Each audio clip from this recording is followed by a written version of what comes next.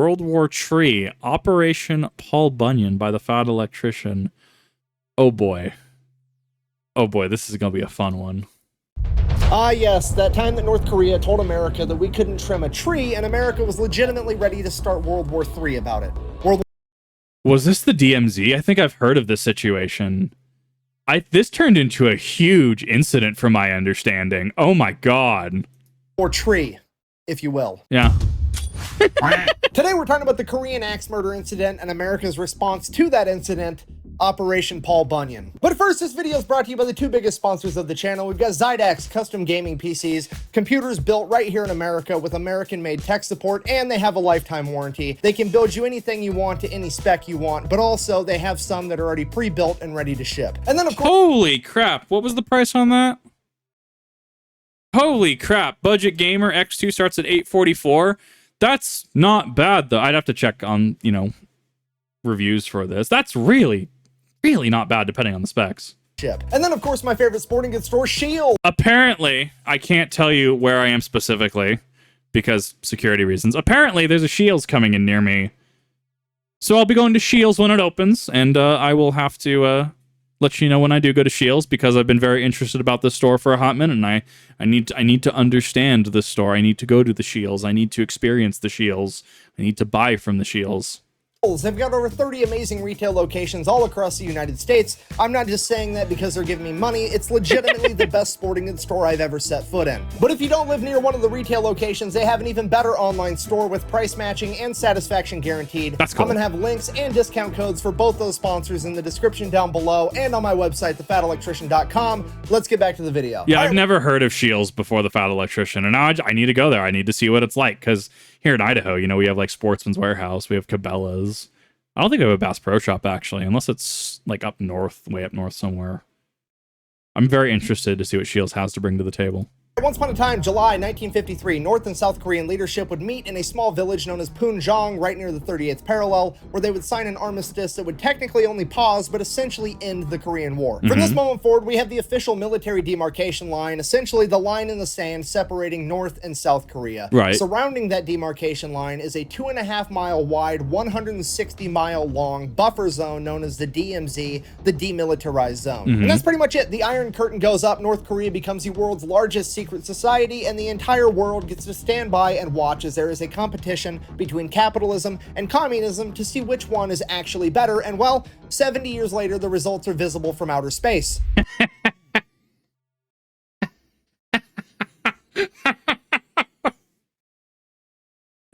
Do I need to pull up the Steam map of, what was it? Was it a Counter-Strike map or something like that? But you had one Steam account connected to North Korea.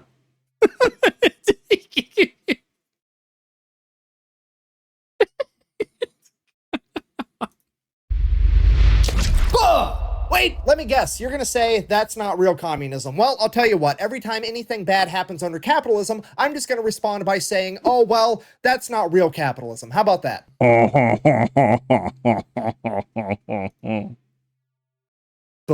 Yeah, that's what I thought. Anyways, that village where the treaty was signed would go on to become the JSA, or the Joint Security Area, and in theory, this was supposed to be the only point where North and South Korean forces could intermingle. The North Koreans could pass the armistice line into South Korea, and vice versa, provided everybody stayed within the confines of this particular village. Right. Obviously, the point of having a place like this was so that everybody could have a place to exchange prisoners, have peace talks, what have you, but naturally, the intermingling of North Korean and UN forces over the course of time would lead to a bunch of fights breaking out. Luckily, they foresaw this coming, and there was very strict rules about having firearms inside of the JSA, and generally speaking, nobody really ever had them on them. Despite that, there was so many skirmishes so often that the UN would try to get North Korea to agree that they should still abide by the demarcation line. North Koreans stay on their half of the JSA, and South Korean and UN forces stay on their half of the JSA. Okay. North Korea consistently refused. And that's all the background info you need. So, fast forward, August 6, 1976. Inside the JSA, there's a bridge. That bridge is called the Bridge of No Return, because once you cross that bridge,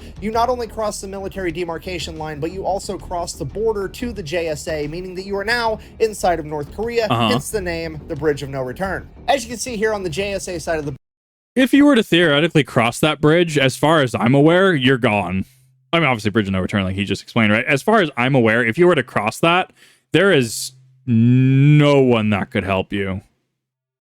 I think there have been people that has there been people that, I'm pretty sure there's been people that have walked over that and they've just gone to North Korea. But alternatively, you've seen the inverse where people want to go from North Korea across to South Korea. Yeah, privates. But yeah, it's did I hear about former US Army private King that escaped to North Korea? That North Korea kicked him back to ooh, that's rough. I actually didn't hear about Private King. That's rough. That man must have got court-martialed, right? I feel like that was a recent thing, yeah. That's a court-martial, right? Oof.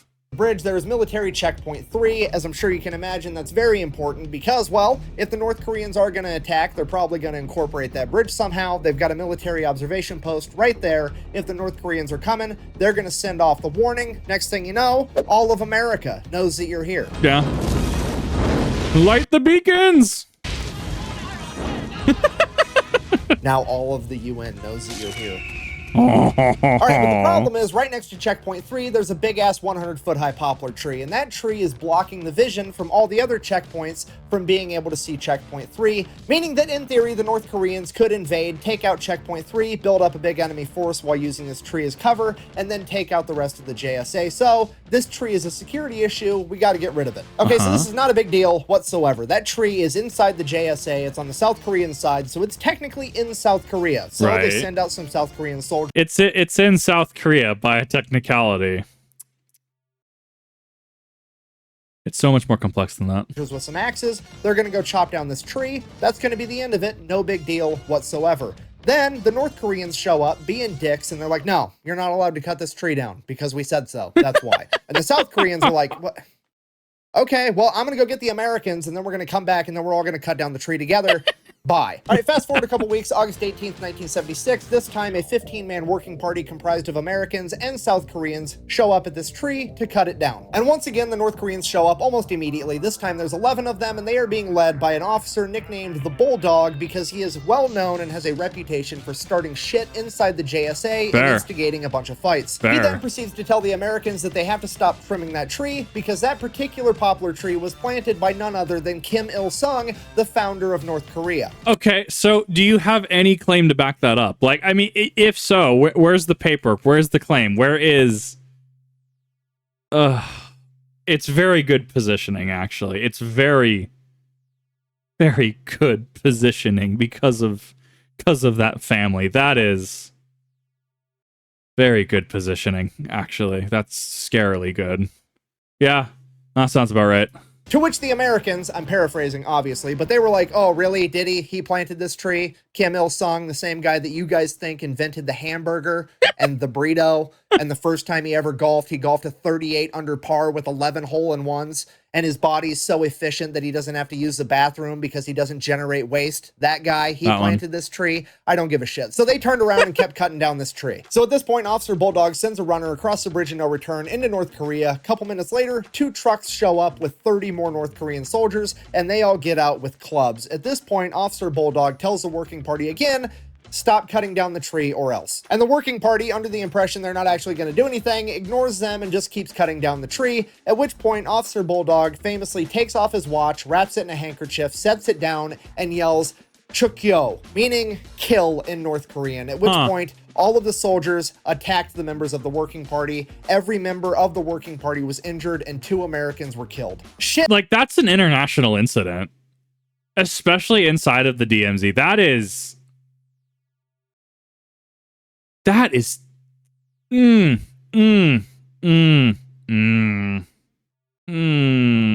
has officially hit the fan. The entire U.S. military is put on DEFCON 3, which is the highest level of readiness that the military can go to without actually being at war. The president and the Joint Chiefs of Staff are dragged into the bunker underneath the White House to begin getting briefed by the CIA. Right. And North Korea is shitting its pants because a couple of their guys just may have kicked off World War III. Within 4 hours, and it didn't. North Koreans issue a public statement trying to pin the entire thing on America, saying... Obviously, at the time, yes. No, there's going to be a very valid concern. Just hearing that, you're seeing me like, that's an international incident. That's not going to go well. The Americans that were there instigated the entire thing, and it's their fault. Then North Korean leadership goes before the Non-Aligned Nations Committee, which for the purposes of this story, just think of it as like not NATO. Here's NATO, here's the Non-Aligned Nations. You get the idea. They then try to pass a resolution that says they should all condemn America for our violent actions, and America needs to leave the Korean Peninsula altogether. And somehow this passes. At which point America basically looks over and says, that's nice that you guys passed a little rule. Go ahead and try to enforce it. I dare you. Whatever you're thinking, you better think again. Otherwise, I'm going to have to head down there, and I will rain down an ungodly fucking firestorm upon you. You're going to have to call the fucking United Nations. I am talking scorched earth, motherfucker. I will massacre you. I will fuck you up. Meanwhile, inside the president's bunker, all kinds of crazy ideas are getting thrown around, some of which include bombarding the entire DMZ with artillery fire, using Navy SEALs and precision-guided munitions to take out the North Korean barracks inside of the JSA, essentially killing all the North Koreans that had anything to do with this, destroying the Bridge of No Return, and my personal favorite, just dropping a nuclear bomb off the coast of North Korea just to prove a point. At this point, the president chimes in and he's like, no, this has to be an appropriate response. We don't want to overkill this situation and kick off World War III. So that begs the question, what is an appropriate response to the president? Well, that depends on the president, and the president at this particular time was none other than Gerald Ford. You see, that's absolutely terrifying, and most of you have no idea why, because Gerald Ford doesn't have much brand recognition in modern times, so let me fill you in. Gerald Ford... I had to think about what Gerald Ford even did for a second. College football at the University of Michigan and had offers to go to the NFL from the Lions and the Green Bay Packers, and turned both of them down because he wanted to be a boxing coach at Yale before he went into law school to become a politician. Somewhere along the way, this guy becomes friends with Richard Nixon. Every time I see Nixon, I just can't stop thinking about the head in Futurama.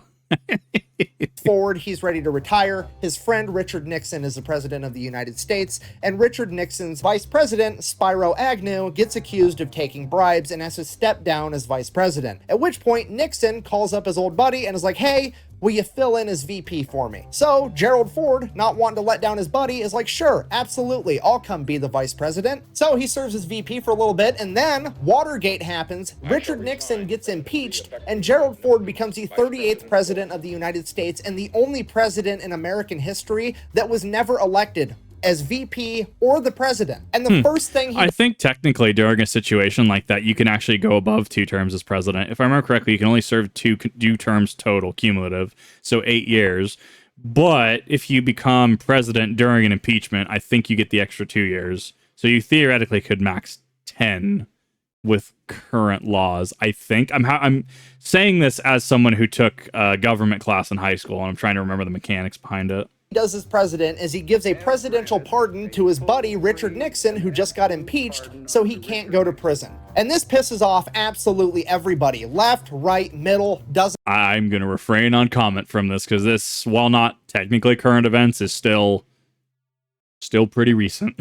Matter. Everybody is furious with Gerald Ford over this. There is a 0% chance that he is ever going to get reelected right out of the gate. All right, so just so we're all on the same page, President Gerald Ford, your traditional football playing, boxing, manly man that didn't want the job as president in the first place and has zero hopes of ever getting reelected, as well as having a history of being willing to sacrifice his personal image and the future of his career just to help out the homies. And we're going to find out what this man deems as an appropriate response. But one thing's for certain, and it is that poplar tree is absolutely coming down. Fast forward 3 days later, August 21st, 7 a.m., a bunch of American and South Korean vehicles roll into the JSA. Imagine getting briefed for this, because I'm pretty sure this is the part where they just go and just full on tactically just take this tree down.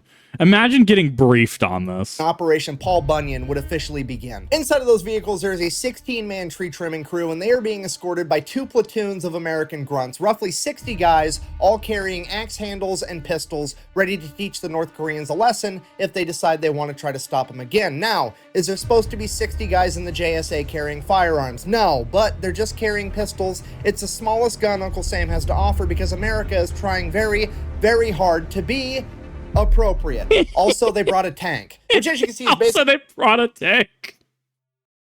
You know, Mike Burnfire, didn't his unit say that Bradley's counted as small arms? Tanks are, in fact, small arms. basically a really small tank with a snowplow on the front and an enormous gun. That's huge. It's average, okay? Average. Pretty pathetic.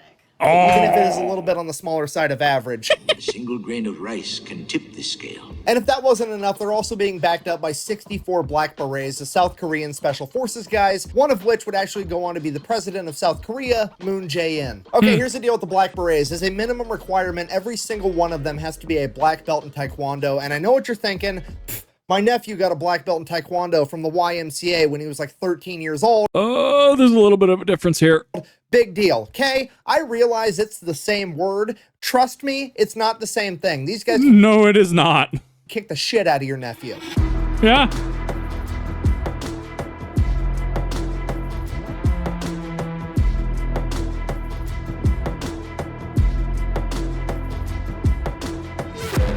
And the best part of all is the Taekwondo's not even going to come into play because as all the vehicles pull up, the 16-man tree trimming crew runs out, they start cutting down the tree, the Americans get out with their pistols and their axe handles, the South Koreans pull up, they get out, and they start unstrapping something from the bottom of their vehicles. Oh no. Against the orders of their president, they had all snuck in M16s, grenade launchers, crew-served weapons, anti-tank weapons, and some of them even had claymores strapped to their chest. Man, they brought the party.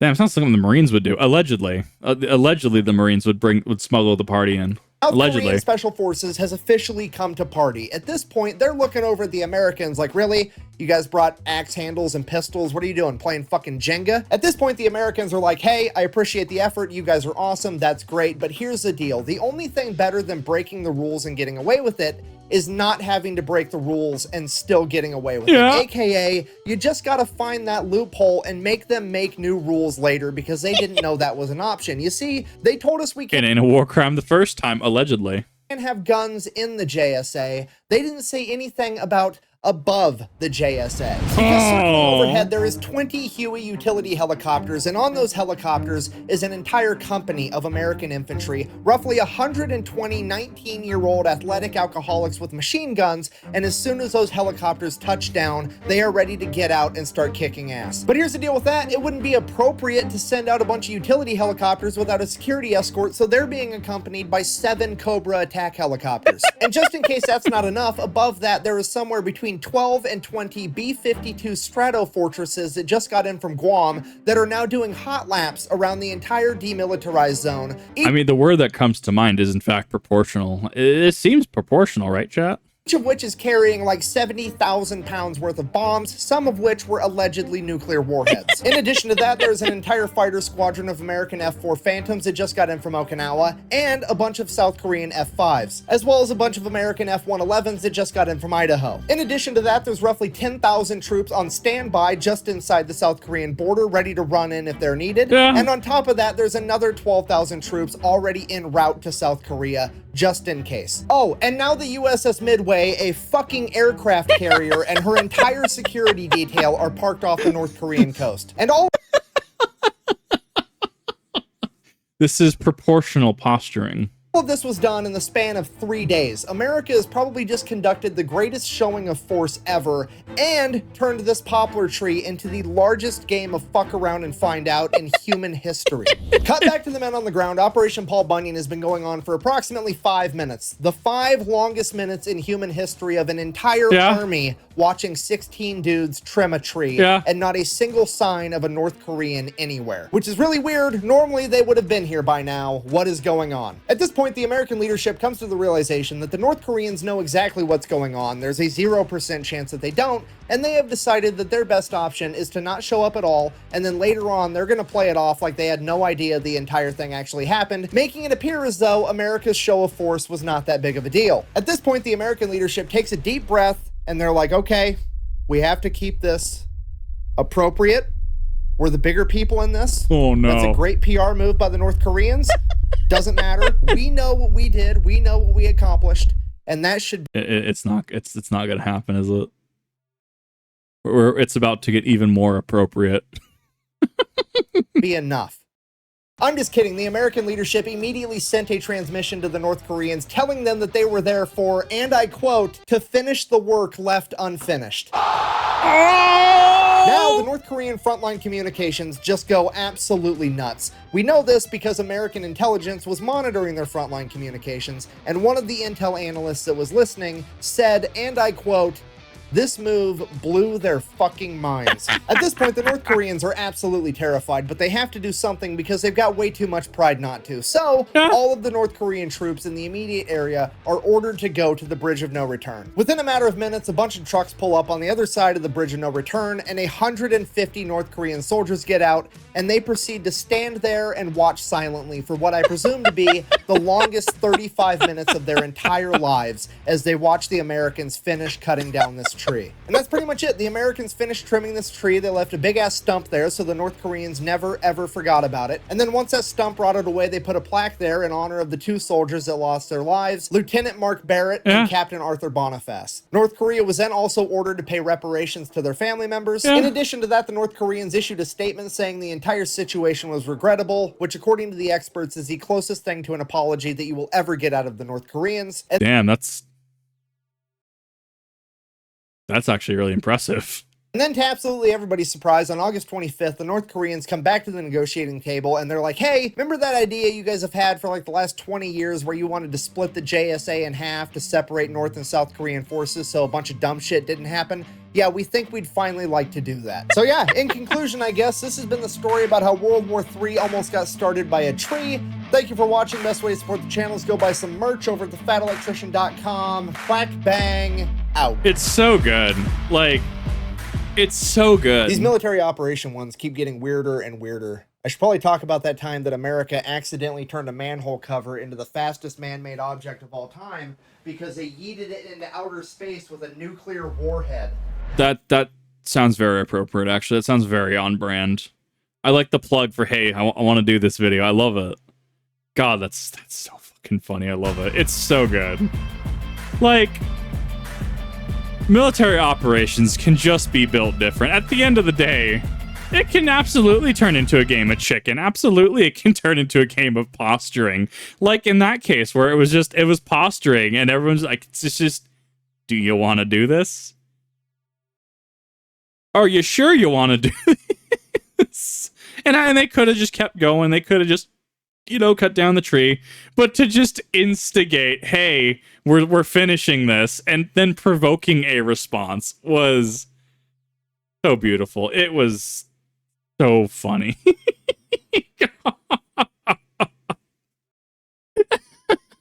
It happened. He'd get out of a manhole cover and send it to space via nuke. Yeah, that sounds about right. That sounds about on par. What are your thoughts about the situation? This was all the way in 1953. So a lot closer than a lot of us would think. 1953. What have you researched on the topic? What has research told you on the topic? I'm trying to word certain questions in a way because technically as North Korea is still a country to this day, and there are things that I can't say on the platform because, North Korea likes to do things is all I'm going to say. What are your thoughts on this? Obviously, please keep it apolitical. Please keep it professional, proportional, appropriate in the comment section. Please be nice, all that fun stuff. And I will see you in the next one.